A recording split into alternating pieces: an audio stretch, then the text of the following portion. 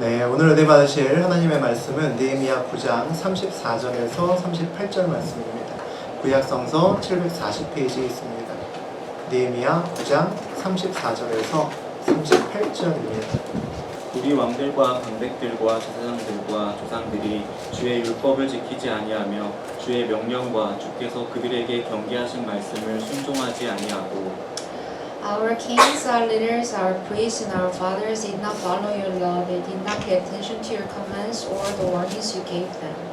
그들이 그 나라와 주께서 그들에게 베푸신 큰 복과 자기 앞에 주신 넓고 기름진 땅을 누리면서도 주를 섬기지 아니하며 악행을 그치지 아니하였으므로 Even while they were in their kingdom, enjoying your great goodness to them in the spacious and fertile land you gave them, they did not serve you or turn from their evil ways. 우리가 오늘날 종이 되었는데 곧 주께서 우리 조상들에게 주사 그것의 열매를 먹고 그것의 아름다운 소산을 누리게 하신 땅에서 우리가 종이 되었나이다. But see, we are slaves today, slaves in the land you gave our forefathers, so they could eat its fruit and the other good things it produces. 우리의 죄로 말미암아 주께서 우리 위에 세우신 이방 왕들이 이 땅에 많은 소산을 얻고 그들이 우리의 몸과 가축을 임의로 가나라오니 우리의 곤란이 심하오며 Because of our sins, its abundant harvest goes to the kings you have placed over us. They rule over our bodies and our cattle as they please. We are in great distress.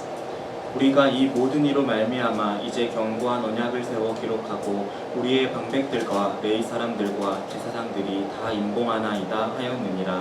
In view of all this, we are making a binding agreement, putting it in writing, and our leaders, our Levites, and our priests are fixing their seals to it. 하나님 말씀입니다. 아멘.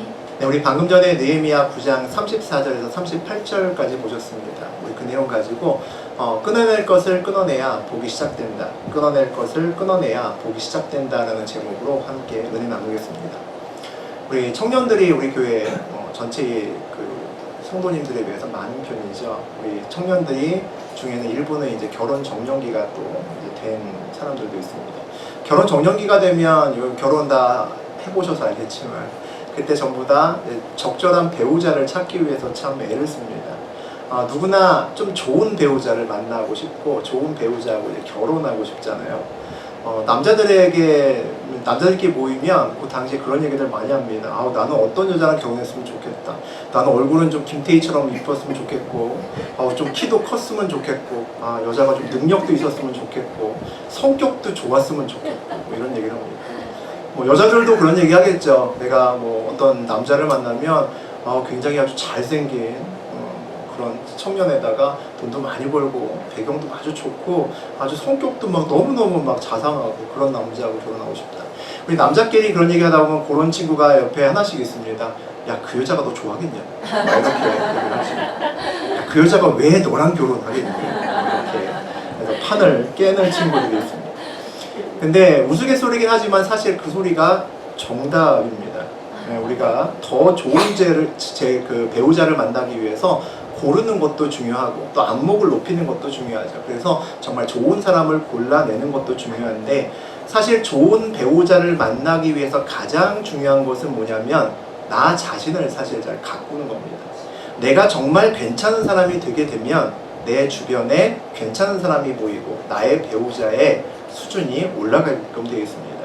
내가 욕을 많이 하고 다니면 욕을 굉장히 잘하는 여자가 나한테 올 겁니다. 내가 걸핏하면 싸움하고 거칠게 살면 그런 남자가 나에게 옵니다. 그리고 그 사이에서 태어난 자녀도 역시 그런 사람이 만들어지죠. 내가 거칠고 욕을 많이 하고 이런 내 언어를 고치고 폭력적이고 쉽게 욱하는 내 성격을 고치고 게으른 내 생활을 고치고 남들이 모르고 나만 아는 내가 끊어야 될 것들, 그것들을 내가 끊으면서 내가 좀 더 좋은 사람으로 바뀌면 내 주변에는 더 좋은 사람들로 풍성하게 됩니다. 그렇게 되면 내 삶에서 끊어내야 될 것들을 그렇게 끊어내게 되면 그 다음부터 복이 시작되게 됩니다. 오늘 지난 시간에 이어서 느헤미야 9장의 나머지 부분을 볼 텐데 우리 지난 시간에 느헤미야와 이스라엘 백성들이 세가 돼서 모였습니다. 그리고 함께 예배드리고 초막절의 행사를 마치고 나서 다시 한번 모여서 회개하고 하나님께 기도하는 시간을 가졌습니다. 그 후반부에 해당되는 것 2부 순서가 오늘 나와 있습니다. 우리 23절 같이 읽어보겠습니다. 주께서 그들의 자손을 하늘의 별같이 맑게 하시고 전에 그들의 열조에게 들어가서 차지하라고 말씀하신 땅으로 인도하여 이르게 하셨으므로 주께서 그들의 자손을 하늘의 별같이 많게 하시고 라고 되어 있습니다. 우리 하나님은 참 시적이십니다. 우리 성경을 읽다 보면 거의 시인 중에 그런 시인도 참 드물다고 할 정도로 굉장히 멋진 말들을 많이 쓰십니다. 23절의 앞에 쪽에 있는 하늘의 별 이야기는 창세기 15장에 나오는 이야기입니다. 아브라함이 장막 안에 있는데 하나님께서 장막 밖으로 아브라함을 부르십니다. 불러내신 다음에 그 하늘의 그 수많은 별들, 막 쏟아지는 별들을 보시면서 이런 이야기를 합니다. 저 하늘에 있는 별들을 봐라 아브라함아, 정말 예쁘고 많지. 내가 너에게 저 반짝이는 별들보다 많은 자손을 내가 너에게 줄 거야, 이렇게 말씀을 하십니다. 그게 창세기 15장 5절에 나와 있습니다. 요즘 우리나라에서는 밤하늘에 사실 그렇게 별들을 보기 어렵습니다만 여러분 멀지 않은 주변에 동남아만 가도 깨끗한 지역에 가게 되면 밤에 하늘을 보면 와, 세상에 저렇게 별들이 많았나 싶을 정도로 정말 쏟아질 정도로 많은 별들을 우리가 볼 수가 있습니다. 그 쏟아지는 밤하늘의 별을 본 사람들은 그 따뜻하고 동화 같은 하나님의 그 말씀의 느낌을 이해할 수 있을 겁니다. 자녀가 한 사람도 없고 나이가 많이 먹어 이제는 아이를 낳는 것이 불가능해 보이는 그런 아브라함에게 와서 하나님은 그 손을 잡고 하늘의 별을 보여주시면서 그렇게 약속을 하셨습니다. 오늘 보니까 전에 그들의 열조에게라고 되어 있습니다. 아브라함에게서 하나님은 아브라함에게 두 가지 약속을 하셨습니다. 첫 번째는 씨의 약속을 하셨고 두 번째는 땅의 약속을 하셨습니다. 하나님께서는 그 자손들에게 아브라함뿐만 아니라 그의 아들인 이삭에게 또 그의 아들인 야곱에게 계속해서 그 다음 세대들에게도 동일한 약속을 계속해서 약속을 하시면서 언약을 새롭게 갱신하셨습니다. 영어로는 리뉴얼이라고 그러죠. 계속해서 새롭게 하셨습니다. 일방적이고 무조건적인 은혜를 계속 주셨다는 거죠. 세월이 흘러서 이스라엘 백성들이 출애굽하였을 때 그들이 그 장성한 남자의 수가 60만 명이었다고 합니다. 그러면 남자들을 빼고 나머지 여자나 어린애들 그 사람들을 다 합하게 되면 성경학자들이 보통 200만 명이라고 추산을 합니다. 그러면 한 불임의 가정 아브라함의 한 가정을 택하셔서 하나님께서는 200만 명이라고 하는 큰 민족을 이루셨다는 이야기죠. 하나님은 신실하게 씨의 약속을 지키셨습니다.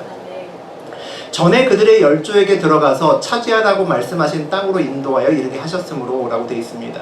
씨의 약속을 신실하게 이행하신 하나님께서 이번에서는 이제 땅의 약속을 이행하십니다. 출애굽시켜서 약속의 땅, 젖과 꿀이 흐르는 가나안 땅으로 인도를 하시는 거죠. 땅의 약속도 역시 신실하게 지켜가십니다. 우리 25절과 26절 읽어보겠습니다. 그들이 견고한 성읍들과 기름진 땅을 점령하고 모든 아름다운 물건이 가득한 집과 한 우물과 포도원과 감람원과 허다한 과목을 차지하여 배불리 먹어 살찌고 주의 큰 복을 즐겨 싸우나 그들은 순종하지 아니하고 주를 거역하며 주의 율법을 등지고 주께로 돌아오기를 권면하는 선지자들을 죽여 주를 심히 모독하였나이다.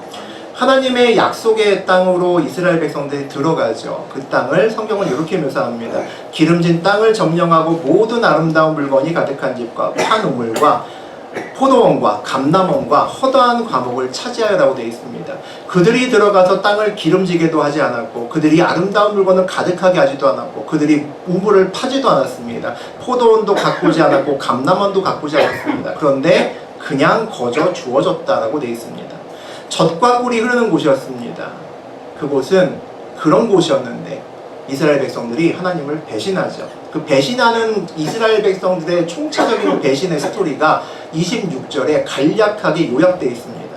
순종하지 아니하고 주를 거역하고 주의 율법을 등지고 주께로 돌아오기를 권면하는 선지자들을 죽여 주를 심히 모독했다. 네 가지죠.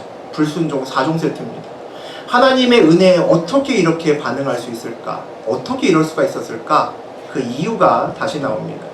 배불리 먹어 살찌고 주의 큰 복을 즐겨 싸우나 라고 되어 있습니다.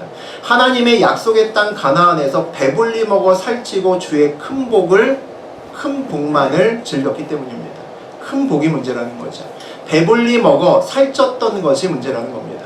이스라엘 백성들은 큰 복이 아니라 하나님을 누렸어야 됐는데, 기름진 양식을 배불리 먹고 살찌는 것이 아니라 하나님의 말씀을 먹고 은혜를 살찌웠어야 됐습니다. 그런데 그렇게 하지 못했다는 거죠. 우리가 꼭 기억해야 될 것은 하나님이 아니라 주신 복을 즐기게 되면, 주신 복만 즐기게 되면 문제가 생긴다는 겁니다. 복을 받은 이후에 그 복 때문에 넘어지는 일이 벌어진다는 거죠. 우리 27절 보시겠습니다. 그러므로 주께서 그들을 대적의 손에 넘기사 그들이 공고를 당하게 하시며 그들이 환난을 당하여 주께 부르짖을 때에 주께서 하늘에서 들으시고 주의 크신 긍휼로 그들에게 구원자들을 주어 그들을 대적의 손으로 구원하셨거늘. 이스라엘 백성들이 하나님께 죄를 지어서 고난을 당합니다. 그들이 환난을 당하여 주께 부르짖을 때에 주께서 하늘에서 들으시고, 이스라엘 백성들이 환난을 당하고 나서 하나님께 그 환난을 너무 힘들어서 하나님께 울부짖으며 부르짖기 시작합니다. 그런데 하나님께서 그 백성들의, 그 죄 많은 백성들의 부르짖음을 들으십니다. 크신 긍휼로 그들에게 구원자들을 주었다라고 되어 있습니다. 이스라엘 백성들의 부르짖음을 외면하지 아니하고 반응하시고 긍휼과 사랑으로 구원자를 보냈다라고 되어 있습니다. 그 대표적인 이야기가 우리 금요예배 때 우리 함께 나누는 사사기라는 책입니다. 그 사사기라는 책에 보게 되면 기드온, 입다 이런 유명한 사사들이 나옵니다. 구원자들이 나오죠.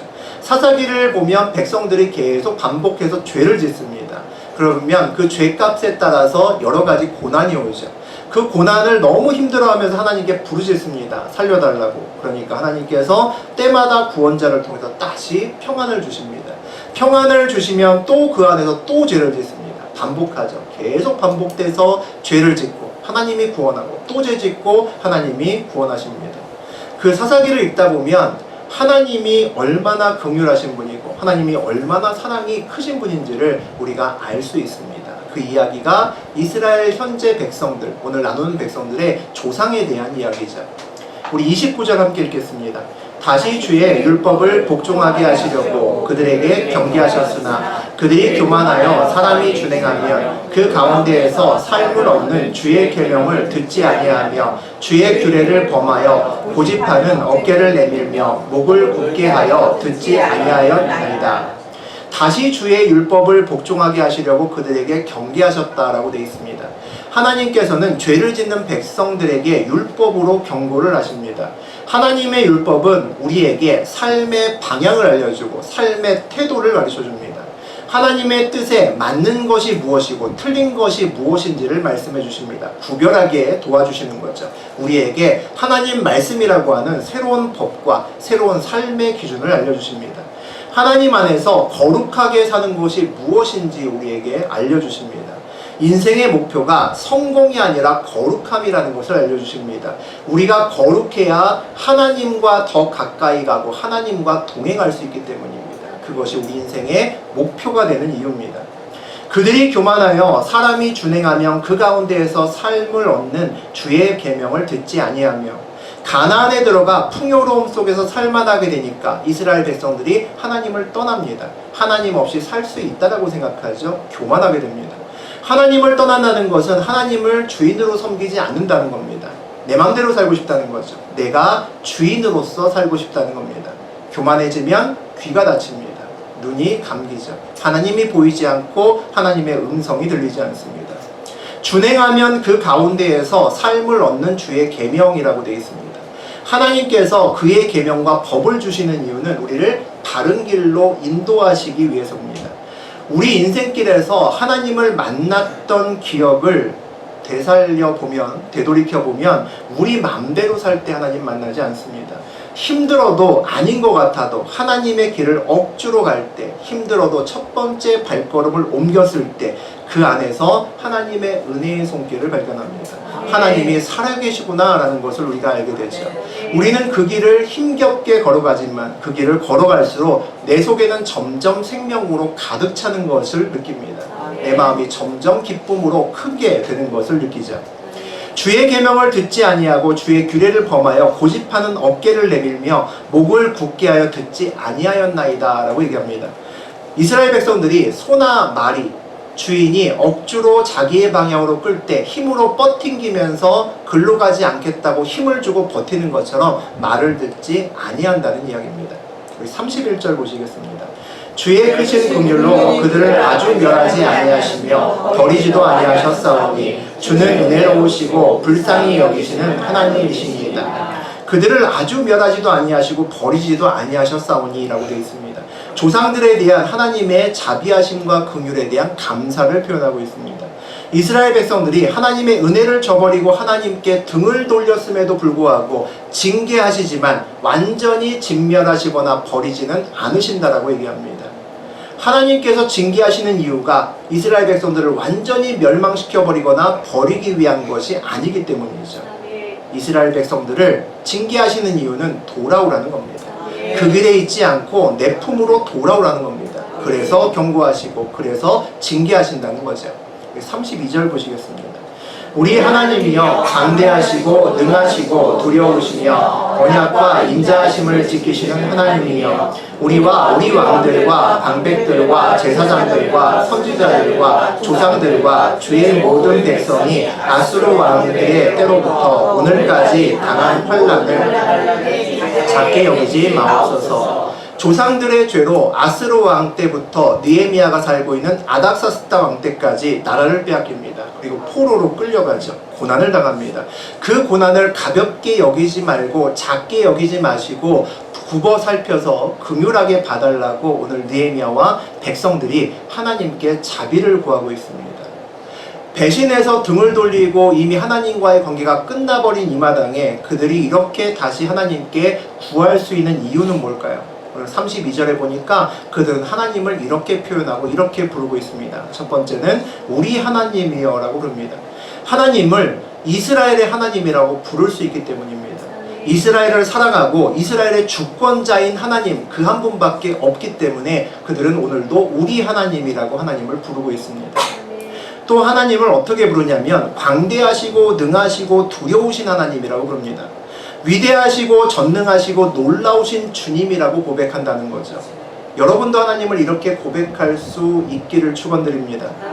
우리가 진심으로 마음을 다해 하나님을 이렇게 부를 수 있다면 여러분과 저는 우리의 삶에서 하나님을 이미 깊이 경험한 사람들일 겁니다. 내 삶에서 하나님의 역사를 경험한 사람만이 하나님을 이렇게 부를 수가 있습니다. 위대하신 하나님, 전능하신 하나님, 놀라우신 하나님이라고 우리 입술을 통해서 하나님께 고백을 할 수 있는 거죠. 또 오늘 하나님을 어떻게 부르냐면 언약과 인자하심을 지키는 하나님이라고 부릅니다. 하나님은 언약의 하나님입니다. 우리를 그분의 계획 안으로 부르시는 하나님이죠. 나를 향한 하나님의 계획은 곧 우리의 사명이 됩니다. 하나님은 그분의 약속을 지킵니다. 그분의 약속을 그냥 지키시는 것이 아니라 그 언약을 끝까지 인자하심과 사랑으로 지켜내십니다. 우리가 광야에서 연단받으면서 다람쥐 쳇바퀴 돌리는 시간 같고 의미 없는 시간 같고 힘든 시간을 보내기도 합니다. 그 시간 동안 물론 우리가 다듬어지고 주님이 쓰기 편한 그릇으로 바뀌어 갑니다. 그럼에도 불구하고 그 시간은 쉽지 않은 시간이고 거룩한 낭비와 같이 느껴집니다. 낭비가 있는 시간이지만 거룩함이 있다라고 우리는 부릅니다. 우리가 그 시간을 거룩한 낭비라고 부를 수 있는 이유는 그 시간이 아무리 길어도 하나님의 때가 뒤로 딜레이 되지는 않기 때문입니다. 우리를 향한 계획에 문제가 생기지 않기 때문입니다. 그분의 계획과 때는 항상 정확하시기 때문이죠. 우리가 광야를 연단하고 고난받고 있는 그 시간에도 하나님은 다른 곳에서 우리를 향한 그분의 계획을 위해서 일하고 계십니다. 그래서 모든 일은 차질 없이 특별한 다른 장애 없이 해당되는 때에 정확하게 일어납니다. 우리가 하나님을 우리 하나님, 광대하시며 놀라우시고 두려우신 하나님, 언약과 인자하심을 지키시는 하나님이라고 고백할 수 있을 때 우리는 상황과 상관없이 하나님을 끝까지 온전하게 붙들 수 있습니다.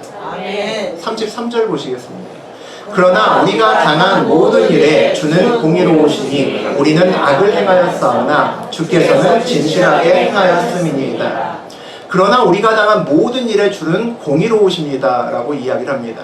느헤미야와 이스라엘 백성들이 눈앞에 있는 모든 환난, 그 환난을 제발 거두어 갔으면 좋겠고 도와달라고 하나님의 자비 안에서 긍휼히 살펴달라고 기도했지만, 그럼에도 불구하고 그 환난이 우리 앞에 여전히 있어도 이 모든 일에 대해서 하나님은 의로우시고 공평하십니다 라고 고백합니다. 우리 인생길에서 하나님은 공평하십니다라는 이야기가 사실은 잘 나오지 않습니다.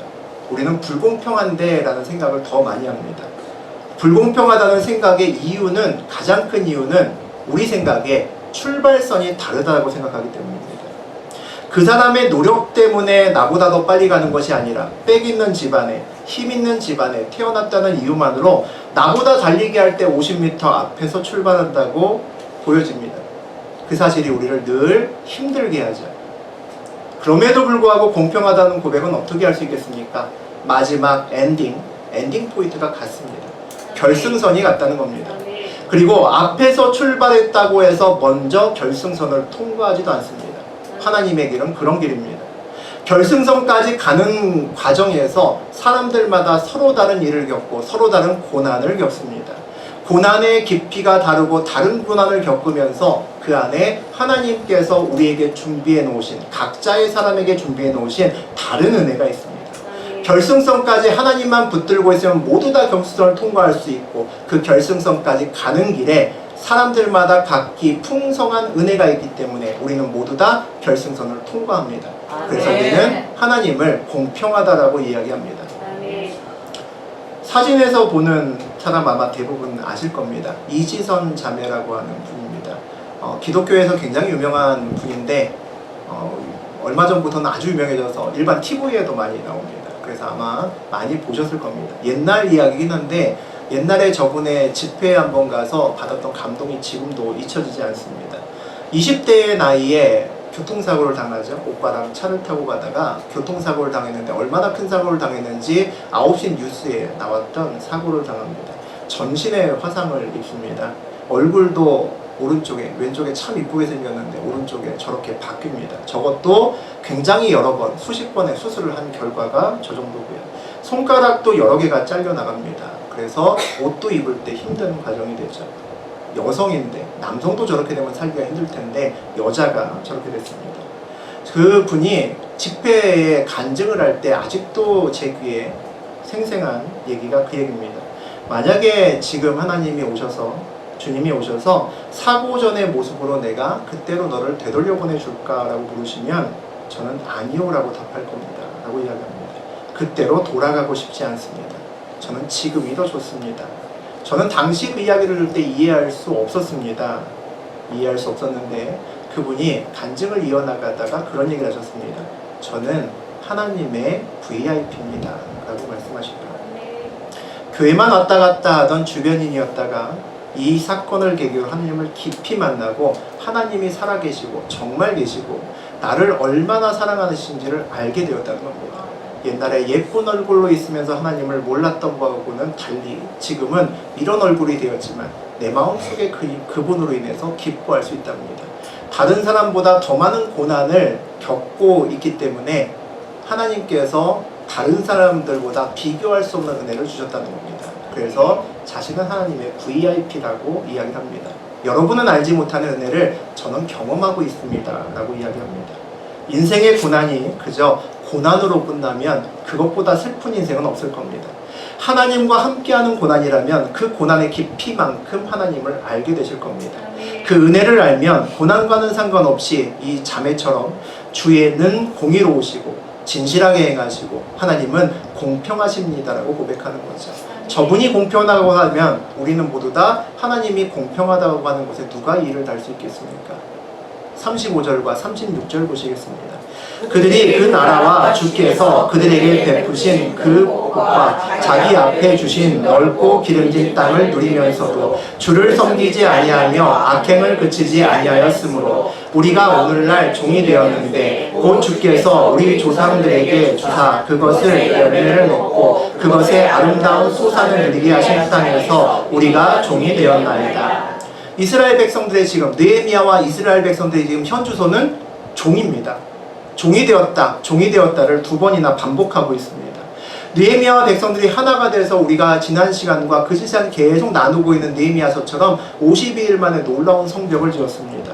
그런데 삶은 여전히 어려운 거죠. 여전히 식민지고 여전히 이방 민족들 때문에 힘든 겁니다. 한때는 바로의 종에서 해방돼서 애굽을 이겼다라는 사실로 온 세상을 놀라게 했던 민족이었습니다. 광야를 거쳐 약속의 땅으로 가나안으로 멋지게 입성했던 그런 민족이었습니다. 가나안에서의 민족과의 전쟁에서 계속 연전연승합니다. 하나님의 위엄을 세상에 알렸던 민족이었습니다.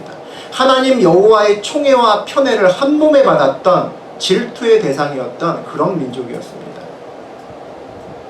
성경에 그 나라와 주께서 그들에게 베푸신 큰 복과 자기 앞에 주신 넓고 기름진 땅을 누리면서 오더라고 되어 있습니다. 이스라엘 백성들의 조상은 정말로 복을 많이 받았다는 이야기입니다.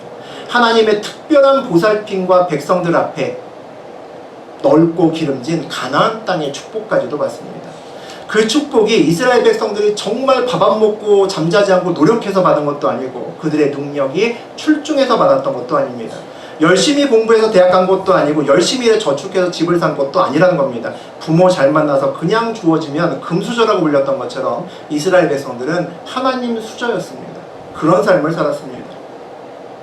해마다 매번마다 전쟁이 있을 때마다 하나님께서는 이스라엘 편에 서셨습니다. 한마디로 왕년에 정말 잘 나갔던 민족이죠. 그런데 어떻게 이렇게 나라를 잃고 비참하게 남의 나라에 종이 돼서 살고 있을까요? 그 이유를 오늘 그렇게 얘기합니다. 주를 섬기지 아니하며 악행을 그치지 아니하였으므로 라고 말합니다. 복을 받았음에도 주를 섬기지 아니하였다라는 거죠. 주님께 복을 받았는데 복만을 주었다는 겁니다. 복을 즐기게 되면 복에 매이게 되어 있습니다. 하나님을 누리게 되면 하나님께 매이는 거죠. 복에 매이면 내가 가진 것에 집착합니다. 하나님이 주신 복에 벌벌 떱니다. 그것을 또 뺏길까봐 근심이 됩니다. 그것을 붙들고 있으면 하나님은 멀어지고 내가 가진 것들에 집중하죠. 결국 하나님과는 돌아올 수 없는 강을 건너게 됩니다. 우리 조상들에게 주사 그것의 열매를 먹고 그것의 아름다운 소산을 누리게 하는 땅에서 우리가 종이 되었나이다. 하나님께서 조상들에게 열매를 먹고 아름다운 소산을 누리라고 주신 그 땅에서 스스로 종이 되었다는 겁니다. 하나님이 아니라 이 땅에 열매를 붙들고 소산을 붙들면 결국 하나님이 주신 그 복의 땅에서 그 장소에서 종이 되는 일이 벌어진다는 겁니다.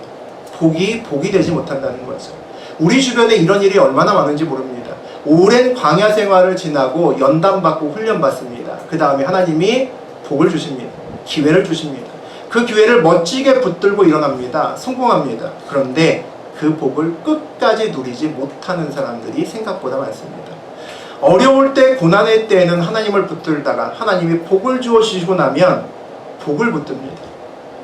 복을 붙들고 그것 때문에 하나님을 등지는 사람이 얼마나 많은지 모릅니다. 그런 모습을 보면 가슴이 아픕니다. 하나님이 누리라고 주시는 것 안에 갇혀서 돈과 성공의 또 다른 노예가 되는 거죠. 우리가 따라가야 될 것은 돈이 아니라 하나님입니다. 우리는 항상 돈 위에서 돈을 누려야 됩니다. 하나님 아래에서 하나님을 붙들고 따라가야 되는 거죠. 그 자리에서 벗어나면 하나님이 누리라고 주신 주인의 자리에서 어느새 내가 내려가 있고 종의 자리로 바뀌어 있는 모습을 보실 겁니다.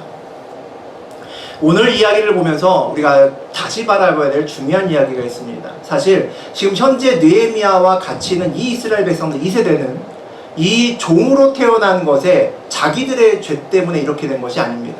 그들의 죄가 아니라 그들의 조상들의 죄 때문입니다.